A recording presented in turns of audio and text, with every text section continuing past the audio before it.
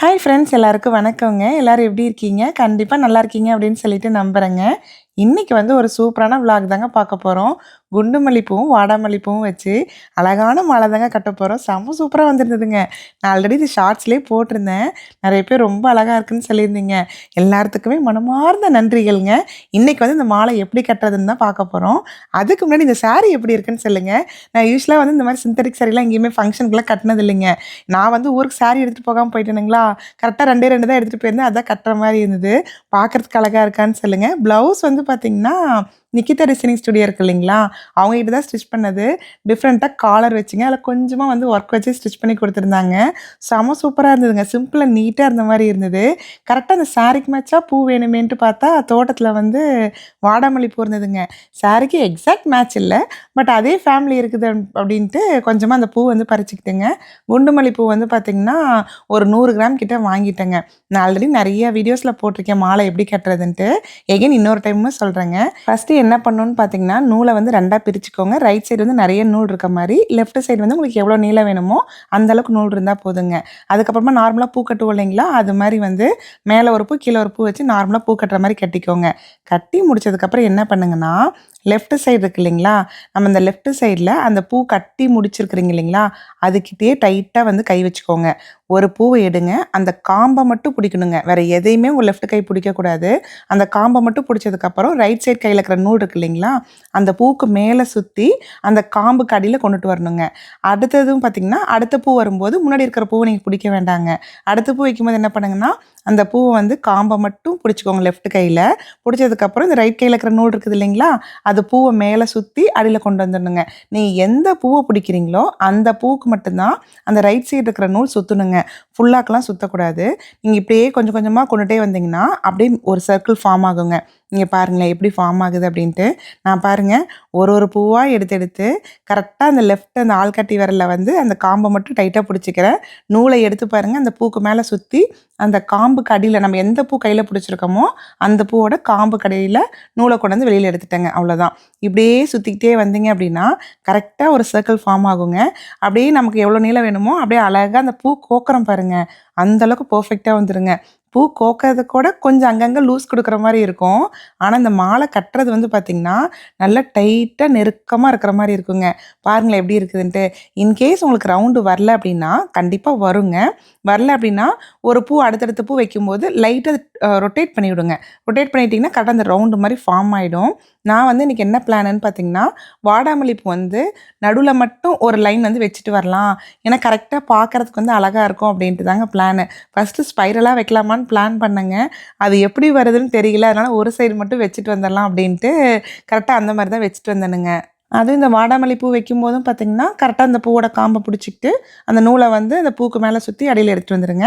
அதுக்கப்புறம் பார்த்தீங்கன்னா, நம்ம எப்பயும் போல மாலை கட்டுற மாரியே அடுத்தடுத்த பூ வந்து மல்லிகைப்பூல கட்டிட்டே வந்துரலாங்க. மல்லிகைப்பூ வந்து பார்த்தீங்கன்னா, ஒரு ஒரு பூவா எடுத்து தான் சுத்துற மாரி இருக்கும். இதே சன்னமல்லி, ஜாதி மல்லி பூலாம் பார்த்தீங்கன்னா, ஒரு பூ மட்டும் எடுத்து சுத்துனீங்க அப்படின்னா, ரொம்ப அந்த கேப்பா நூல் தெரியிற மாரி இருக்குங்க. அதுக்கு வந்து நம்ம பூ கட்டும்போது பார்த்தீங்கன்னா, 3 பூ, 4 பூன்னு வச்சு நம்ம பூ கட்டுவோம் இல்லைங்களா? அதே மாரி தான் மாலை கட்டுறதுக்கு கட்டணுங்க. ஆனா, குண்டு மல்லிக்கு மட்டும் ஒரு ஒரு பூ தான் வச்சு கட்டுற மாரி வரும்.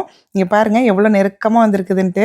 நான் வந்து என்ன பண்ணேன்னா, வாடாமல்லி பூ வந்து ஃபர்ஸ்ட்டு ஒரு லேயர் வந்து குண்டு மல்லி பூ வந்து வந்ததுக்கப்புறம் 2 லேயர் வந்ததுக்கப்புறமா, வாடாமல்லி பூ வச்சுட்டேனுங்களா, அடுத்தது பார்த்தீங்கன்னா, அடுத்தது வந்து 3 லேயருங்க.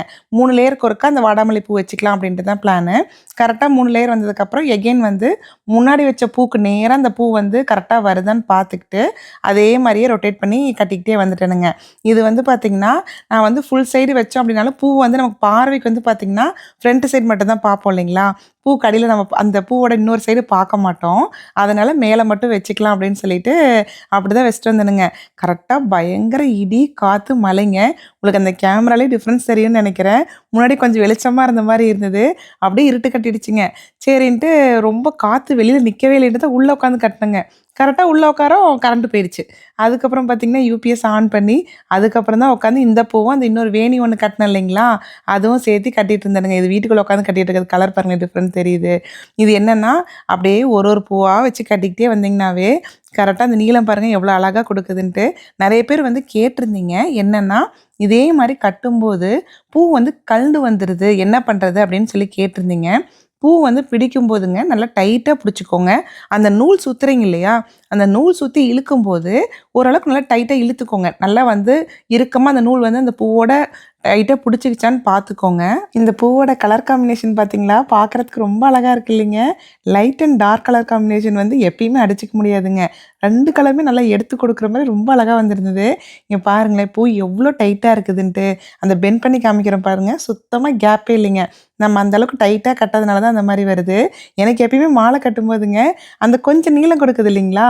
நீளம் கொடுக்கும்போது ஒரு பூவா எடுத்து சுத்தும்போது அந்த கீழ வந்து ஆடும் பாருங்க. எனக்கு ரொம்ப பிடிக்குங்க. ஏன்னா பூக்கடையெல்லாம் பார்த்தீங்கன்னா, அந்த மாலை கட்டுறவங்க வந்து அழகா சுத்துவாங்க. அப்படியே கீழ வந்து பார்த்தீங்கன்னா, பந்து மாரி சுத்தி சுத்தி வரும். நான் எப்போ மாலை கட்டினாலும் அது மாரி ஃபீல் பண்ணுவேங்க. பாரு நாமளும் அதே மாரி கட்டுறோம் அப்படின்னு சொல்லிட்டு. அவங்க அளவுக்கு பெர்ஃபெக்ட்டா வராது. பட் இருந்தாலும் ஓரளவுக்கு வந்து வந்துருதுங்க. கரெக்ட்டா அந்த வாடாமல்லி மட்டும் பார்த்தீங்கன்னா, அதுக்கு நேரா வருதான்னு பார்த்து பார்த்து வச்சுட்டே வரணுங்க. ஏன்னா வாடாமல்லி வச்சதுக்கப்புறம் 3 லேயர் மல்லிகைப்பூ, அதுக்கப்புறம் மறுபடியும் வாடாமல்லி பூ வச்சோம் இல்லைங்களா? அது மட்டும் நேரா வருதான்னு பார்த்துக்கிட்டே வாங்க. இன்னொரு சைடு வச்சோம்னா ரொம்ப காம்ப்ளிகேட்டடா இருக்கும். 2 சைடு கரெக்ட்டா ஈவனா வருதான்னு பார்க்கறது கஷ்டமா இருக்குன்ட்டு தான் ஒரு சைடா வச்சாச்சுங்க. இங்க பாருங்க எவ்வளோ தூரம் வந்திருக்குதுன்ட்டு. பூ வந்து ஈவினிங் ஆயிடுச்சுங்களா, பூ வாங்குனதே ஈவினிங் தான் வாங்குனேங்க. அதனால அங்கங்க கொஞ்சம் வெடிக்க ஆரம்பிச்சுருச்சு. சரி மதியத்துக்கு தானே சரியா இருக்கும் அப்படின்ட்டு விட்டாச்சுங்க. கட்டி முடிச்சதுக்கப்புறம் என்ன பண்ணுங்கன்னா, நார்மலா முடிச்சு போடுவோம் இல்லைங்களா? அது மாரி நல்லா ஒரு 2, 3 முடிச்சு டைட்டா போட்டுக்கோங்க. அவ்வளோதாங்க. அதுக்கப்புறம் பூ கழண்டவே கழண்டாது. பூ வாடிடுச்சுனா கூடங்க, அந்த பூ வந்து நீங்க டைட்டா கட்டியிருந்தீங்க அப்படின்னா, இழுத்தா வரவே வராதுங்க. நானும் மாலை கட்டின புதுசுல பார்த்தீங்கன்னா, ரொம்ப லூஸா தான் வர மாரி இருக்கும். பூ வாடிடுச்சுனாவே, பூலாம் கழண்டு கழண்டு வர மாரி இருக்குங்க. அதுவும் மெயினா பார்த்தீங்கன்னா, இந்த குண்டு மல்லியில கட்டுற மாலை கட்டுறோம் இல்லைங்களா? அதில இருக்கிற பூ எப்பயுமே நிக்கவே நிக்காதுங்க. நீங்க ஃபர்ஸ்ட் டைம் வந்து மாலை கட்டுற பழகுறீங்க அப்படின்னா, சன்னமல்லி, ஜாதி மல்லி அந்த மாரி இதில கட்டி பழகுங்க. ஏன்னா காம்பு நீளமா இருக்கனால, சீக்கிரமா கழண்டே வராதுங்க. அது நல்லா பழகுனதுக்கு அப்புறமா குண்டு மல்லிய ட்ரை பண்ணுங்க. ஏன்னா ஓரளவுக்கு உங்களுக்கு நேக்கு தெரிஞ்சிரும். எப்படி கட்டணும், எப்படி டைட்டா புடிக்கணும் அப்படிங்கிறது. ஏன்னா எனக்குமே ரொம்ப நாள் குண்டு மல்லி வரவே வராதுங்க. அதனால எங்கேயா விசேஷத்துக்கு போனா கூட வேற பூ தான் வச்சு கட்டி எடுத்துட்டு போவேன். இப்போ வந்து ஓரளவுக்கு வந்து பழகிடுச்சுங்க. இங்க பாருங்க செம்ம அழகா வந்துருச்சு இல்லைங்க. கரெக்ட்டா என் முடி நீளத்துக்கு இந்த பூ வந்து பெர்ஃபெக்ட் மேட்ச் ஆயிடுச்சுங்க. நான் எப்படி தலையில வச்சிருந்தேன்னு பார்த்தீங்கன்னா, சேஃப்டி பின் இருக்கு இல்லைங்களா? சென்டர்ல சேஃப்டி பின் குத்தி தான் வச்சிருந்தேன். ரொம்ப நல்லா வந்திருந்ததுங்க. அது கரெக்ட்டா அந்த சாரிக்கும், அந்த பூக்கும் ரொம்ப நல்லா வந்திருந்தது. சாரில ரொம்ப ஒல்லியா தெரியறனோ? எனக்கு தெரியலைங்க. பார்க்கறதுக்கு எப்படி இருக்குதுன்னு சொல்லுங்க. இந்த விளாக் வந்து இதோட எண்ட் ஆகுதுங்க. உங்களுக்கு பிடிச்சிருந்தா கண்டிப்பா கமெண்ட் பண்ணுங்க. நெக்ஸ்ட் வந்து ஒரு சூப்பரான வீடியோல பார்க்கலாங்க.